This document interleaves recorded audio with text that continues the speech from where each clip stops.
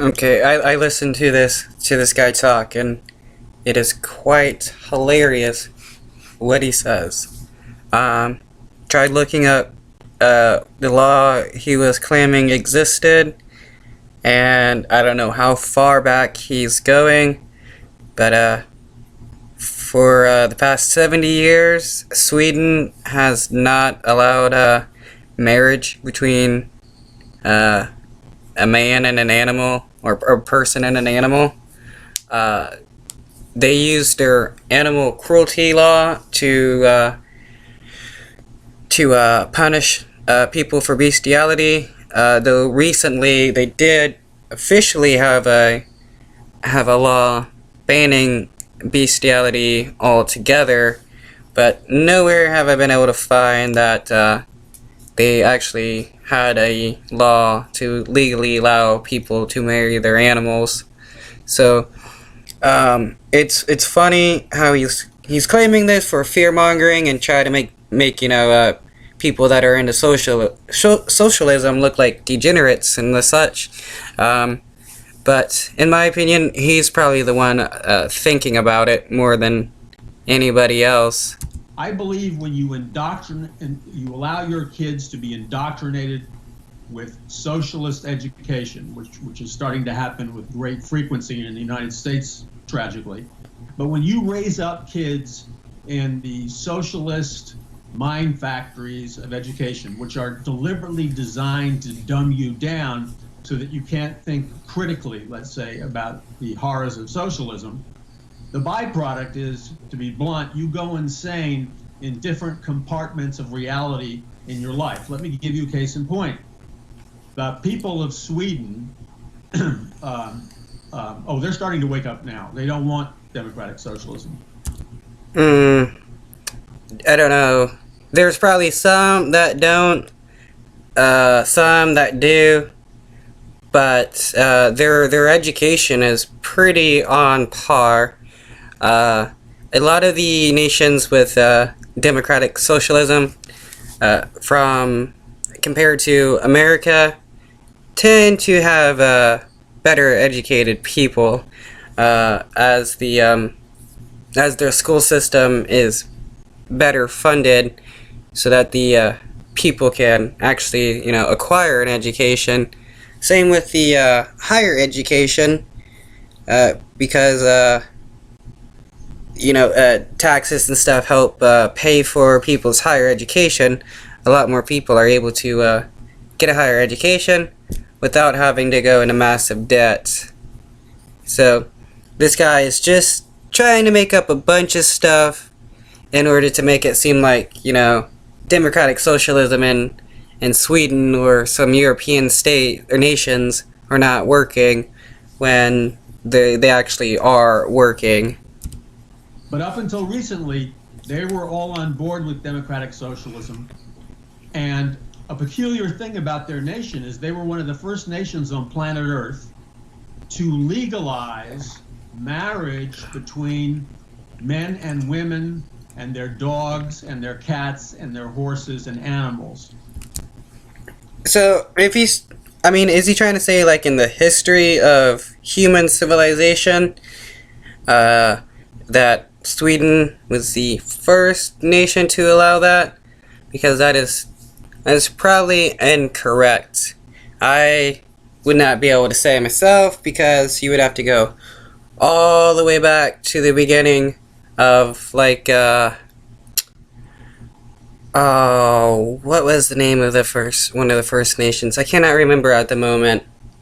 There was a civilization that sprang up before the Egyptians, I believe. I know the ruler Sargon of Akkad was one of the earliest nations. Then there was another one. I can't remember exactly off the moment, but if he wants to go that far back, then, his point is basically moot at the moment if he does that. They were one of the first. Sweden was one of the first nations on planet Earth where you could legally marry your pet, your horse, your dog, or whatever, and you could legally have sexual relationships with your pet, your animal, your dog, or your horse. And I think this lasted for about 30 years. Just in the last number of years, it was such an atrocity, this legalization of marriage between people and their animals, and sex, and the legalization of sex between people and their animals in Sweden, that they outlawed it.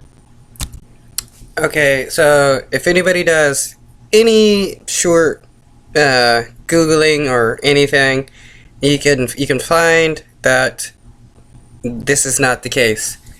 You can look up zoophilia laws and go to like Wikipedia, and Europe. There's only 2 European nations that allow it. There's been a few cases in the past, but it's not like a societal thing where everybody is marrying their animals. It's just people like these are just crazy people that are looking to make up whatever they can to make some other kind of mindset look bad. I mean, look. If democratic socialism was such a bad thing, more and more people wouldn't be leaning towards it, nor would all these democratic nations or democratically socialist nations in Europe wouldn't have been democratically socialist for such a long time. They wouldn't have such good, education, such good, transportation systems and all of that. And and if you do talk to those types of people over in the other nations, I've talked to a few of them. They tend to enjoy the way they're living, since they got higher taxes, but the taxes are actually used to fund various programs where they can benefit from, better Medicare or better medical treatments with basically no cost, universal health care, basically universal education, better access to transportation, and so this is just another fear-mongering by this guy named Paul McGuire. And it's kind of funny how he's trying to claim that being a socialist or believing in socialism, your brain is changed on a neurological level. The only way that would happen if you were to be taught as a kid that it goes on and it's okay, which it's not actually happening anywhere in a democratically socialist nation in Europe. But the problem is, they really haven't outlawed it. They've outlawed it on paper. So, like, legally, according to the legal document, it's illegal to have sex with your dog or horse, or marry your dog or horse. But if you actually do it, nobody's going to really enforce the law. And No. People will enforce the law. So I'm not sure where he's getting this information from, besides, just pulling it out of thin air. You can't just spew a bunch of facts and, think people are going to, well, you can. There's probably a few people that believe this guy, but I have never really heard of an argument against democratic socialism by saying it allows for bestiality, because that is not even true. All I can say is this guy is just 100% just, spewing a bunch of false lies. It is pretty hilarious in my opinion, because no one ever thinks about this. Besides, no one ever talks about, bestiality and stuff, besides the people that think about it a whole lot. democratic socialist nations, in the Scandinavian nations, currently have the legalization of marriage between you and your animal or pet, and have legalized sex between you and your animal and pet. So why am I saying this? I'm not saying this to be sarcastic. I'm saying that socialism, to embrace socialism, which does not work, is an irrational program. But when you allow your mind to be formed and shaped and programmed by socialist education, it literally, on a neurological level, warps and distorts your brain, your perception, and your critical thinking skills. Okay, so since this guy is against socialism, I'm assuming he is pro capitalist or democratic capitalism, which, I mean, if you look at the United States, there have been several cases of, people having intercourse with animals. It's highly known, or it's a stereotype for some farmers in certain areas, to want to, bang their cows or their chickens. So, is he, can someone say that believing in capitalism causes you to want to support bestiality? Because, I mean, if that's the case, then what system is good? If, we're going to,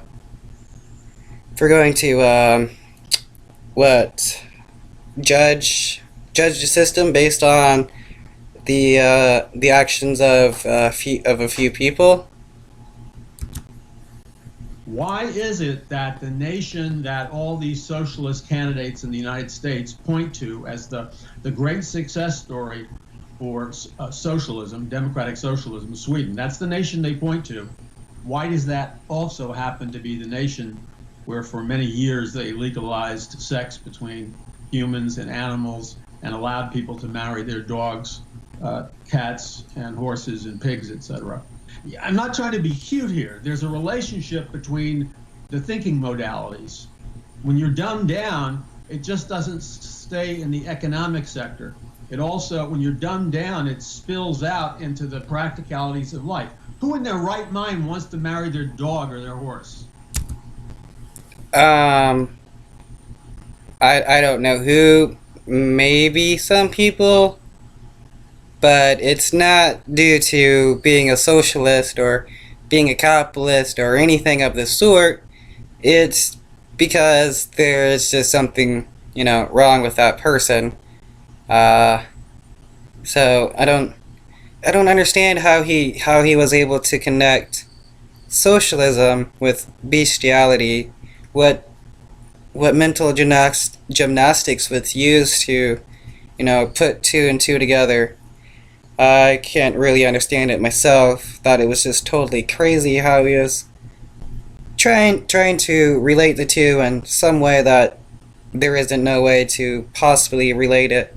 He's trying to say that basically any democratic socialist or any socialist is going to be somebody that's into bestiality, and if you look at the world, that is not the case whatsoever.